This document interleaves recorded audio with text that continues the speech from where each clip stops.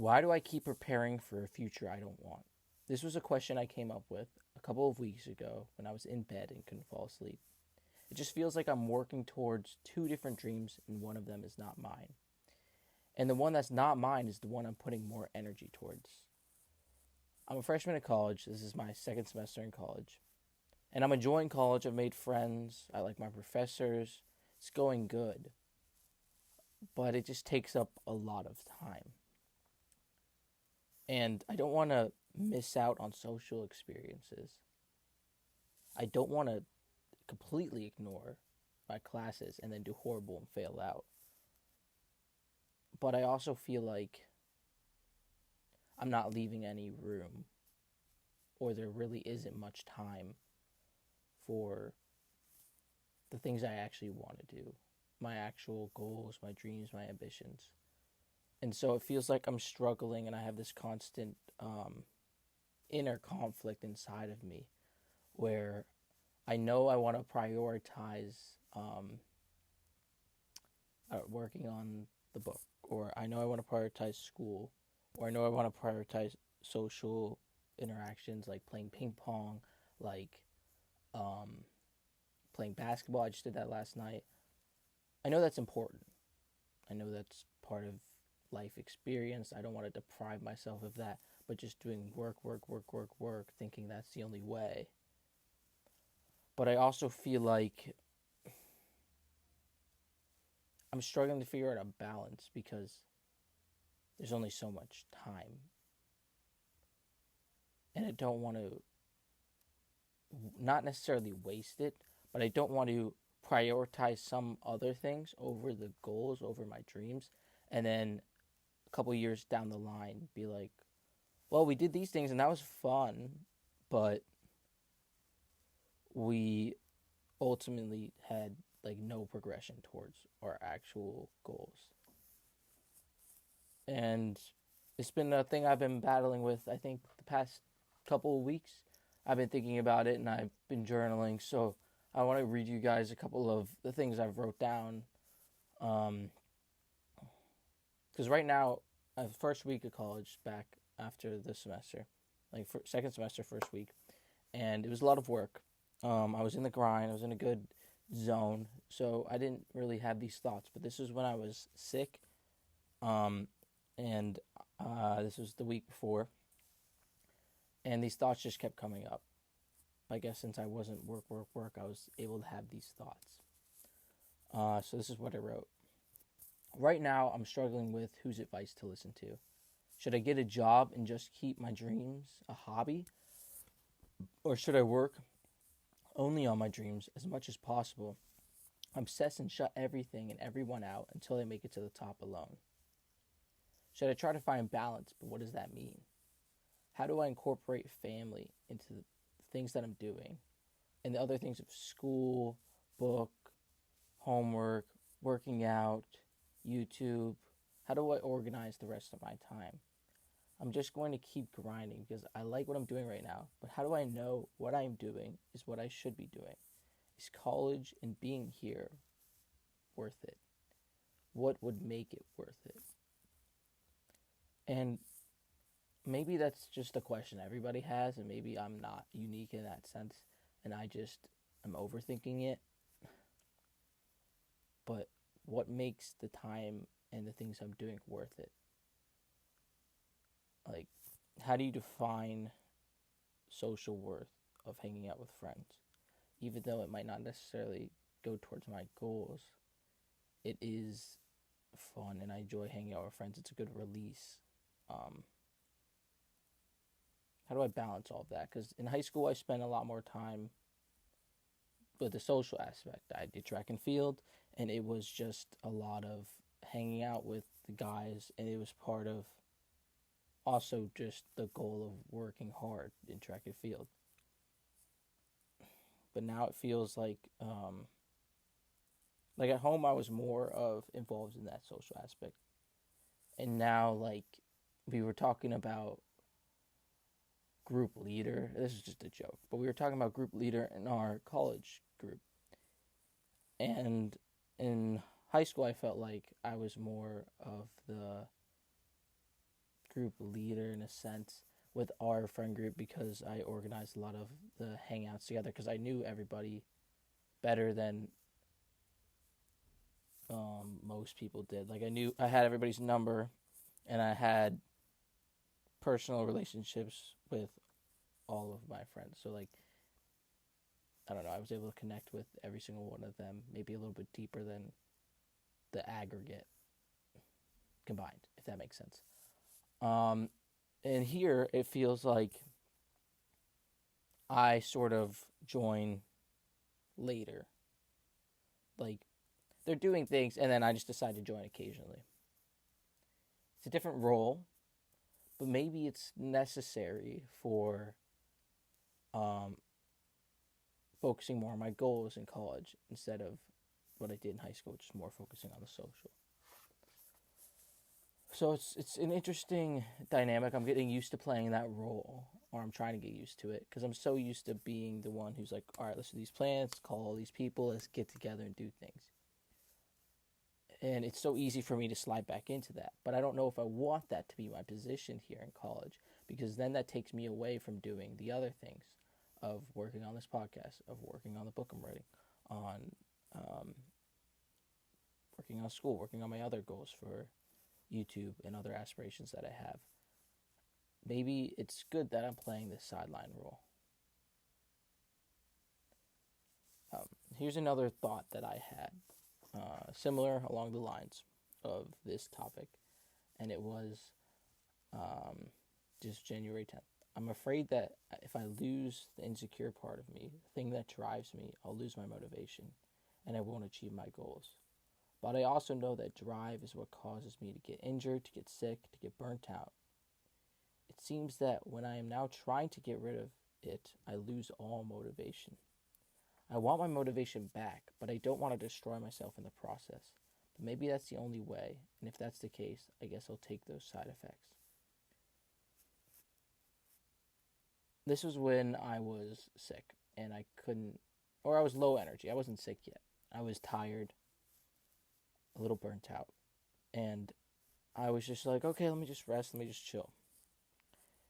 And when I was resting and chilling, I didn't feel like doing any of my goals, and I think that scared me because I've never not felt like doing the goal, like working towards the goals, if that makes any sense. And I was okay with just laying in bed and doing nothing.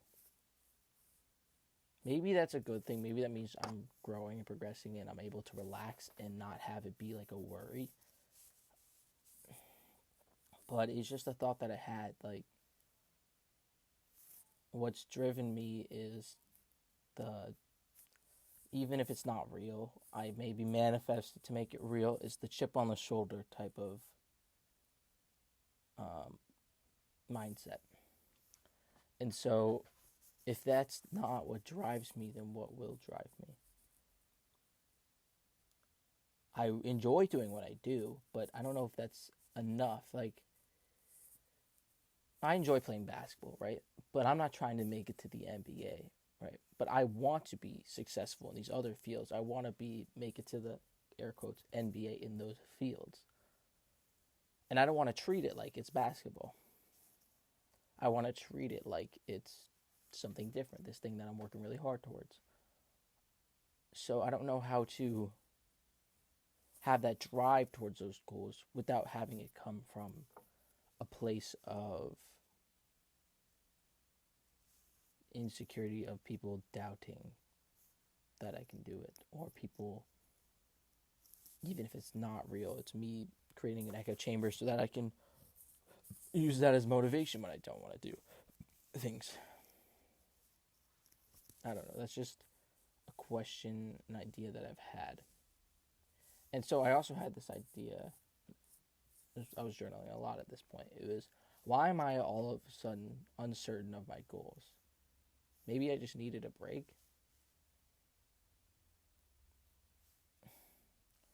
How do I know what I'm doing is right? I don't like partying. In fact, when I'm there, I feel like I'd rather be anywhere else. Yet still, I feel like I'm missing out on living life and having stories. My inability to let loose, be free, not follow some code, or hurt someone's feelings by being me is holding me back. But I also want to achieve these goals that I have for myself. What I feel as freedom is working towards my goals. That's when I feel free. Other people feel free doing this thing called partying. And it doesn't make me feel free. And if anything, it makes me feel trapped, uncomfortable, disinterested, bored. I the more I try, the more I think about it, the less I want to do it. And I'm getting contradicting advice from different parties. One party says Gen Z's not partying enough. They need to drink more, do more stupid things, take more stupid risk. I guess I don't want to waste time because I know it's limited.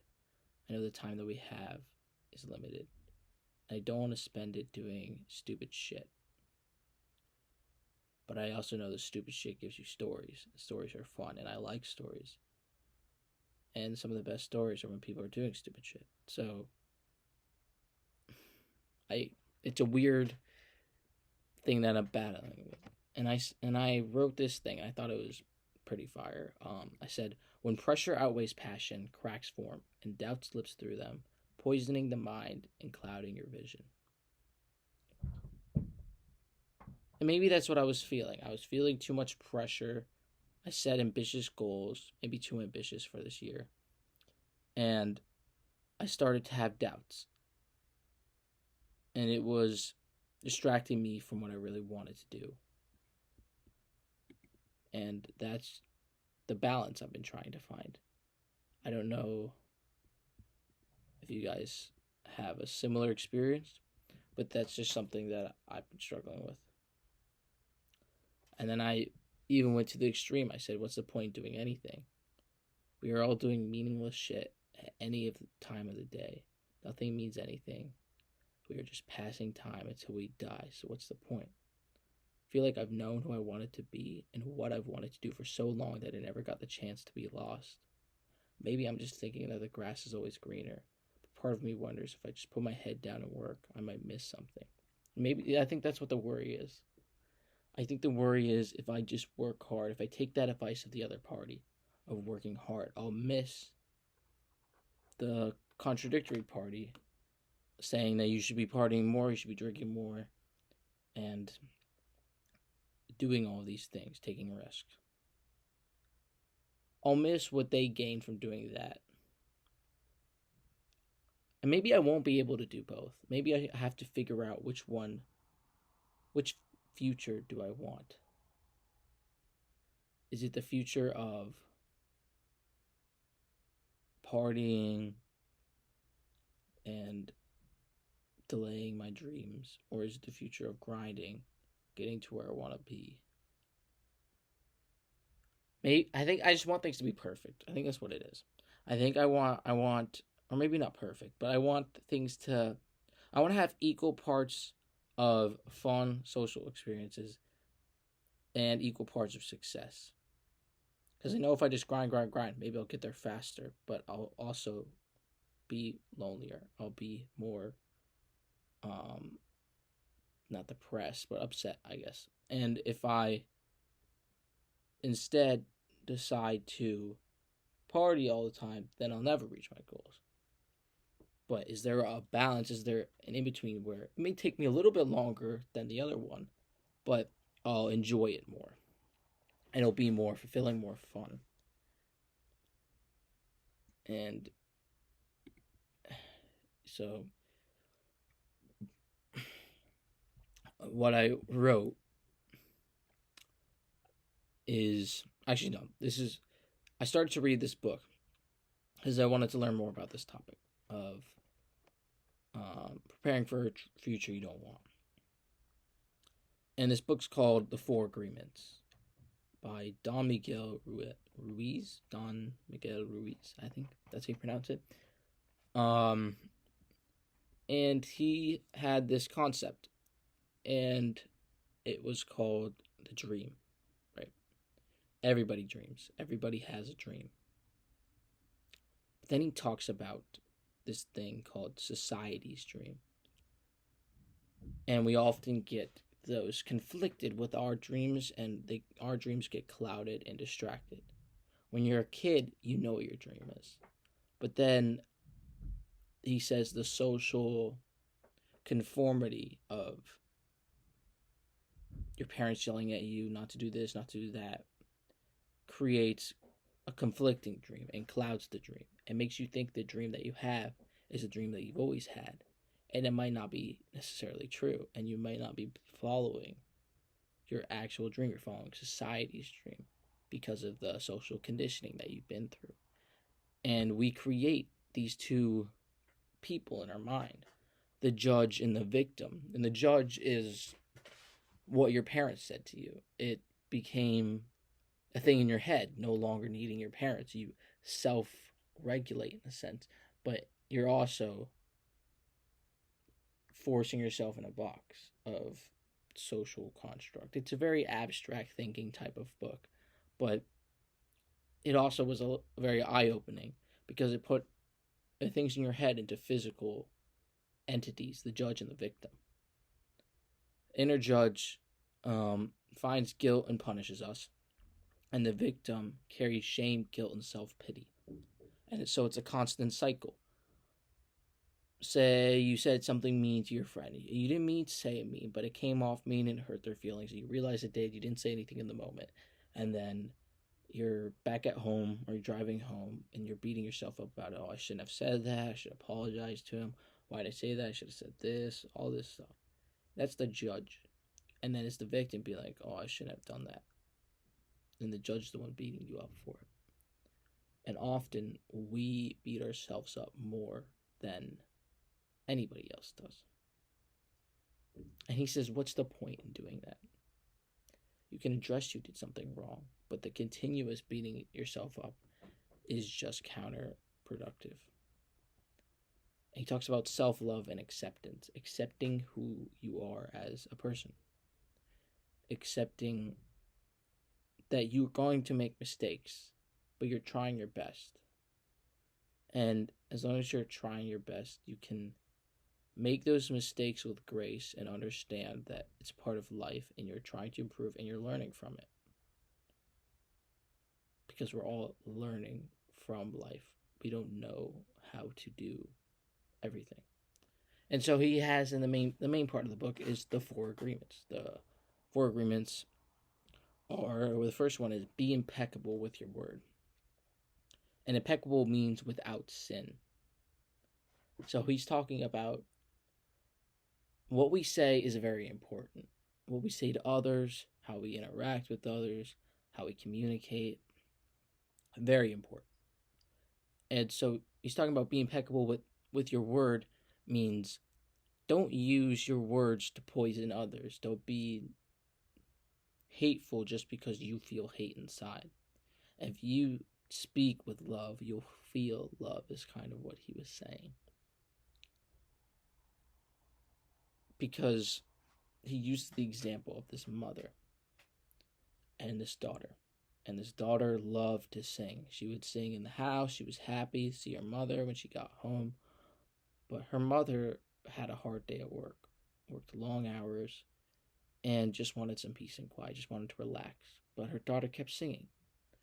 So the mother says, stop singing, you have a horrible voice. And then the daughter, who respects mom's opinion, is hurt by that and stops singing every day. Actually stops singing at all. Becomes insecure about her voice, about her singing, even if it was a beautiful voice. There goes my lights. Give me a sec.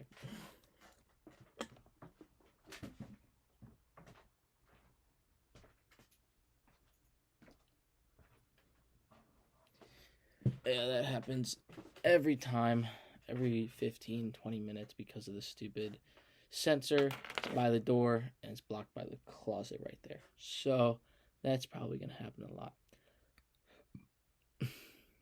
Where were we? Oh, yeah, impeccable with your word. Speak to yourself with love and affirmation. Yeah. His second agreement was don't take anything personally. It's like, okay, yeah. Okay, buddy. Don't take anything personally. Easier said than done.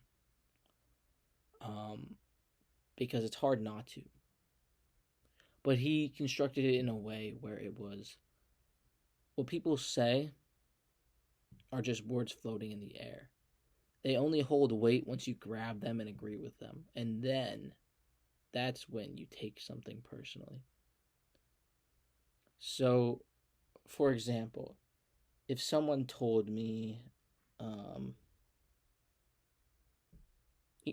it can go both ways, compliment, or it can go in a negative way, like an insult.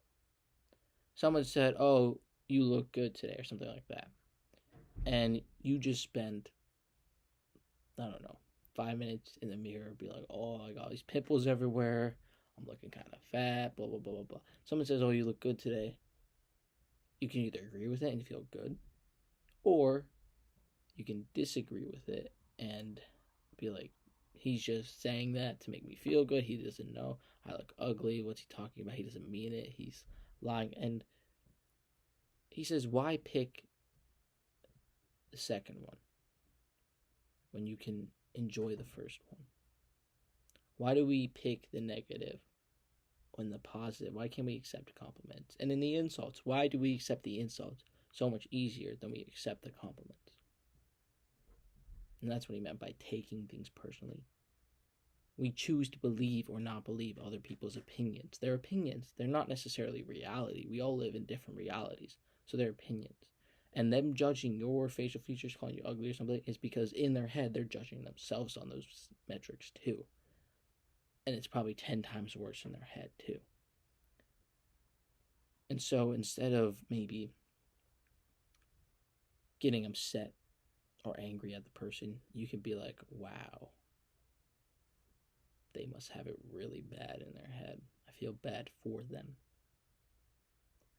And it's, they say all this stuff, and you're going to hear me like, oh, cringe. Like, they give you these fluffy words of advice that aren't easy to apply, and then put it on the branding like it's easy. Come on, don't take anything personally. But it's something that I have to practice, and I'm constantly realizing after the fact, oh, I took that personally.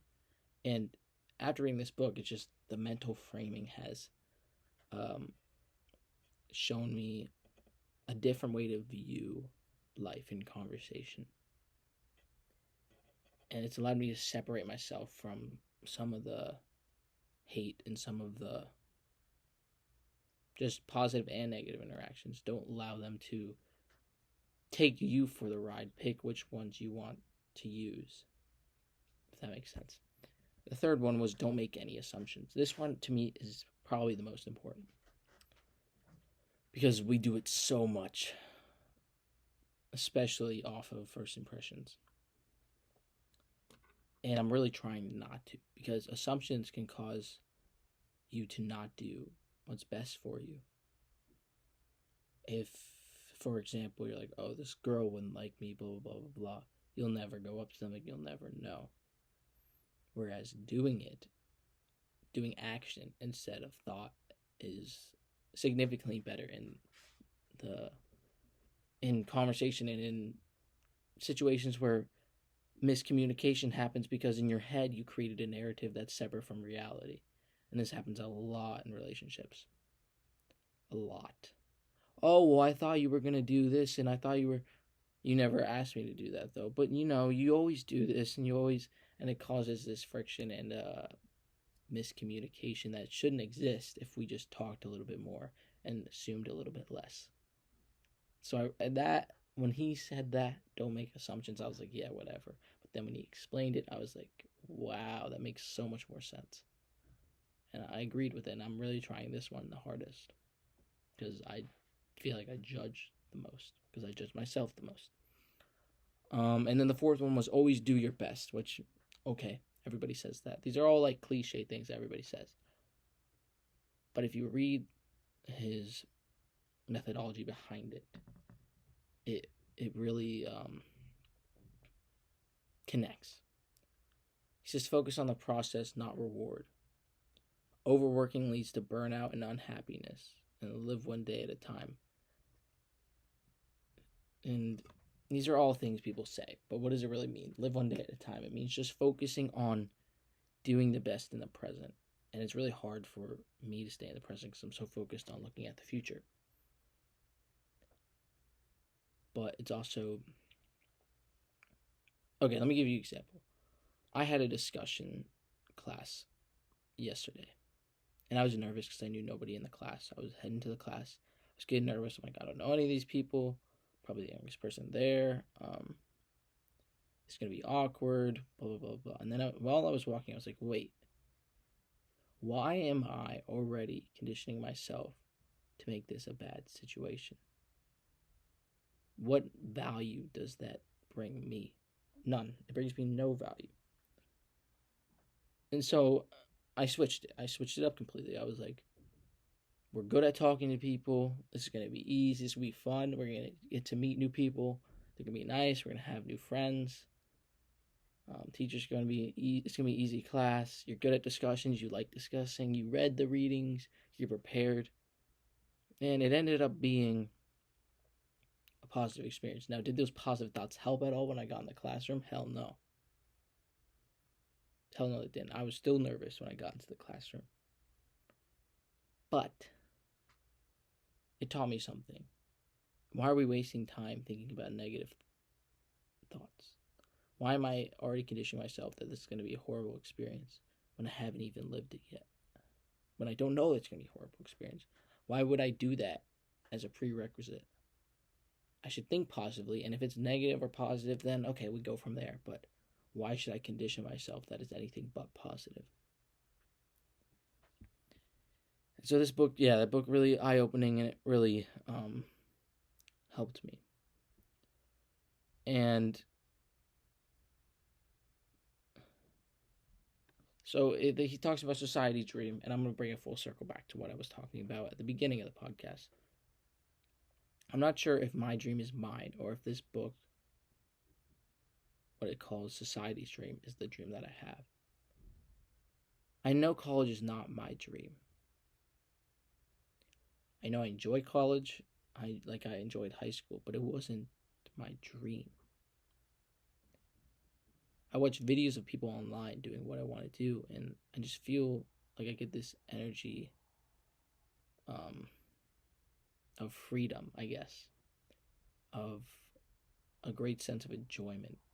I don't know how to describe it, but I can feel it right in my stomach. Like I feel more relaxed and happy.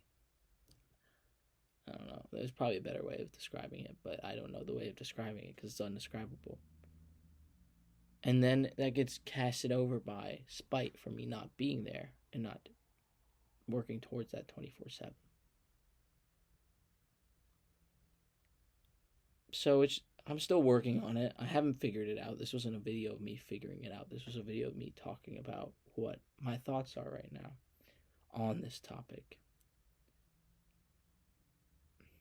And I want to leave you guys off with something I wrote after watching my professor do an interview.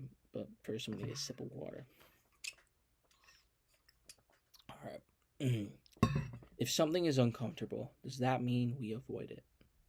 That is not human nature, at least not the one that built the world we live in now. War is inherently uncomfortable, yet we've had thousands. Death, illness, fitness, taking a risk, all of these are uncomfortable. The question is, in what areas are we okay with allowing the discomfort for the perceived benefited outcome? Where does the line get drawn for the safety and sanity of the public? Knowing everything doesn't necessarily mean more protection.